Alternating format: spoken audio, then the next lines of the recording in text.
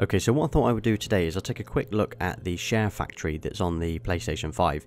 So if you've ever used the share factory on the PlayStation 4, it's very similar to be honest, but I've had a few requests over the last couple of days because I do use the share factory from time to time to clip my game clips where I upload them to this channel.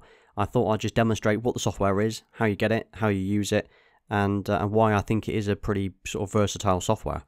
So the first thing you'll need to do is you need to install it. So this does not come pre-installed on the PlayStation 5. So you just need to go onto the store and you need to search for the share factory. And then once you've downloaded it and you've installed it, we can boot it up and take a look. Okay, so now we've booted it up. We've got the option here for the video editor. We've got the photo editor. We've got the toolbox. And this is where you can import music and other things from external devices. And then we've got the PSN store. Now this is where some creator packs will be available. So at the moment there aren't any. Maybe at the time of watching this video there will be, but I don't use any of the creator packs at all. So I'll show you what I do use, but I don't use any of these. Okay, so these are the available creator packs. So you can see here there's a few different options here. So you've got Cyberpunk, for example, but I don't use any of them. So I just use the default blank one at the bottom right, because then it just allows me to have a nice clean edit with just the video clips that I use from games. Okay, so once we've chosen the no creator pack option at the bottom, you then got the option here to import the media that you wish to use. So you can either do by game, you can do it by category, you can do by most recent. So in this case, you've got the most recent options here on the screen, so that all the media that I've recently recorded on, say, Spider-Man and Sackboy and things like that. So we'll go ahead here and we will select the Spider-Man clip that I've done over the last couple of days. And we'll go ahead and select a couple here, so we can import more than one at the same time. Okay, so we've got those two clips imported, and you can see across the timeline, across the bottom here, so we can scrub left and right using the right analog stick. But the main option that you need to worry about at the moment is if you press the square button on your controller, it will bring up this window. Now within this window you can actually edit what you want to do with that clip. So for example, you can zoom in and out, you can split the clip, you can trim it, and the various other options as well. So I'll show you what each of these do and why and how I use those. The main one that I use, to be honest, is literally just split clip. So really all I ever do is I split the clips and I delete out sections of the clip that I don't want you to see. Maybe I'm messing about or I'm taking too long to do a mission, so I'll clip these out. So I'll go ahead and show you how to do that now. So we've selected the split clip. Now what you'll notice then is once we've selected it, at the bottom left of the screen, the X button has now changed to what looks like the split clip option. So now every time you press X, it will split the clip on screen. And once you've done that, if you want to, you can hover over the split clip, and if you press the square button, it will then delete that section. So if we go ahead here and we'll delete this bit here. And then another option that I use here is the pan and zoom. So you can see here, once I've split the clips up, I can choose the clip that I wish to zoom in on. Then I can press square, bring up the pan and zoom. And then this media file now, you can actually zoom in on the clip. So you can zoom in, you can move it around the screen. So for example, if I move over here to the right hand side, and then, yep, that's fine, we'll do that there. Okay, so this next one I never use, to be honest. I'm literally just demonstrating this to you now. But you've got the option here to do edit overlays. So if you want to, you can add some gimmicky kind of icons that are pre-selected here.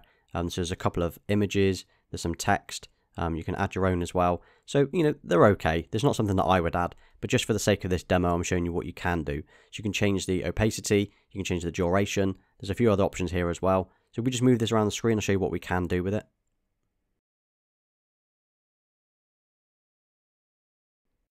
Okay, and another one here is the option for the time bender. So this allows you to speed it up or slow it down. So once you've selected the clip that you wish to use, you can see here that you've got the ×1 speed, which is the normal speed, or you've got the ×2 and so on, or you've got the minus options. So if you want to slow the clip down, you can do that here, or the bit that you've snipped at least, or if you want to speed it up, you can do it from here as well. So this is quite a cool feature. So for the sake of it, if we just speed this up now, and then we'll be able to see what that looks like after.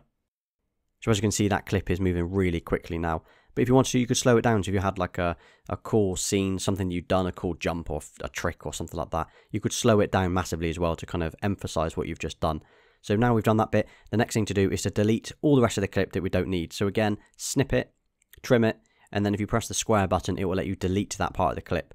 And something to point out as well is at the very, very end of the share factory, if you scroll all the way to the right-hand side, again using that right analog stick, you can see here, it always adds a kind of a share factory icon at the end. So always remember to delete that, because otherwise when you go to upload it to YouTube, for example, it will include that right at the end. So we'll go ahead and delete that now. Okay, so that's everything that we wanted to do to the clip. So we've trimmed lots of it out. We've added the logo, you know, the vibes part. We've sped a little bit of it up as well. So we'll see what you think now. So this is the final product.